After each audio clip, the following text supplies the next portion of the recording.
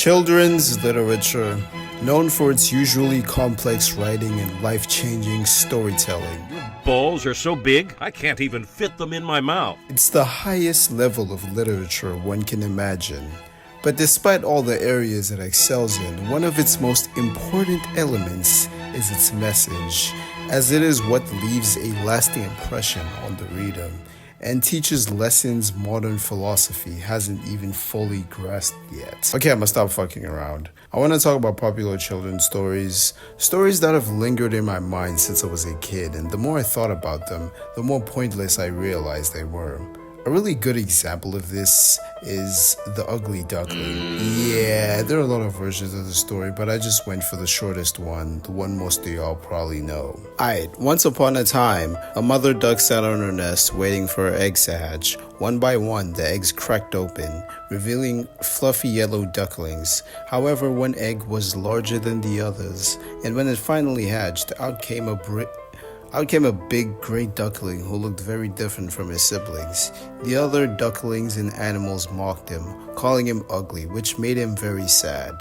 Feeling out of place, the duckling left home in search of acceptance. He encountered various animals who also rejected him, leading to a lonely and difficult journey. As winter approached, he struggled to survive, often hiding from the harsh weather and the unkindness of others. One day as spring arrived, the ugly duckling saw a group of beautiful swans swimming gracefully on a lake. He admired them from a distance, fearing they would also reject him. To his surprise, the swans welcomed him. And when he looked at his reflection in the water, he realized he had grown into a beautiful swan himself. The ugly duckling. Okay, you get the point. I think it's time we become honest about this, because for our entire childhood lives, we've been gaslit to think that this story somehow proves that looks don't matter. Bruh. The only thing I got from this is that your life is basically over when you're chopped. I mean, this nigga got neglected by everyone when he was unattractive. He even struggled to survive. To survive, man. The only time he actually found a place in the world was when he became attractive. If anything, this fucking story is trying to convince me that looks do matter. In fact, if you don't have them, you might as well kill yourself, because your life will be constant torment anyway. I mean, look, I know that we're trying to give a place for the duck to belong and shit, but they had no reason to make this nigga life this terrible when he was ugly. I mean, they could have had at least another animal accept him despite his looks and let another quality of the duck shine, like his personality or something. But no, it had to be the looks to save the day.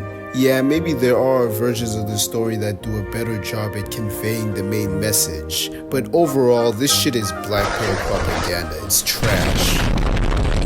Another epic children's tale I want to highlight is The Tortoise and the Hare. Yeah, I got a bone to pick with this one. A hare was making fun of the tortoise one day for being so slow. "Do you ever get anywhere?" he asked with a mocking laugh. "Yes," replied the tortoise, "and I get there sooner than you think. I'll run a race with you to prove it." And the hare was much amused at the idea of running a race with the tortoise, but for the fun of the thing, he agreed. So the fox, who had consented to act as the judge, marked the distance and started the runners off. The hare was soon far out of sight, and to make the tortoise feel very deeply about how ridiculous it was for him to try a race with the hare, he lay down beside the course to take a nap until the tortoise should catch up. The tortoise, meanwhile, kept going slowly but steadily, and after a time, passed the place where the hare was sleeping. But the hare slept on very peacefully, and when at last he did wake up, the tortoise was near the goal, and the hare now ran his swiftest, but he could not overtake the tortoise in time. Slow and steady wins the race. Alright, let's not kid ourselves, bruh. The only reason the tortoise won was because the hare was a stupid, lazy bum. Not because he was slow and steady. Cause if the hare wasn't an idiot and finished the race in time like a competent animal, there would have been zero, and I mean zero, chance for the tortoise to win. Cause let's say even if we replace the tortoise with another animal that goes at an average speed, like let's say a frog, and the hare did the exact same bullshit, and to everyone's surprise, still lost, would the lesson be medium pace wins the race? Exactly. The hare didn't lose because it was fast. It lost because it was a stupid, lazy bum. And the supposed moral of the story is worthless. It would have been better if the moral was persistence is key or something. Or maybe the story should have been tweaked to have the hare crash into a tree and get injured because he was too fast. Or maybe that's a little too graphic for kids. But then he would have lost because he was too fast. And the tortoise would have actually deserved the victory. Slow and steady wins the race, my Get the fuck ass. outta here! But bro, it's just children's stories. It ain't that deep. It is that deep, little bro. It was that deep to 12-year-old me.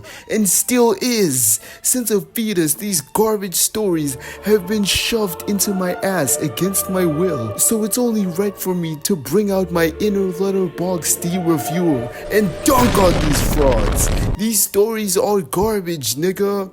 The end.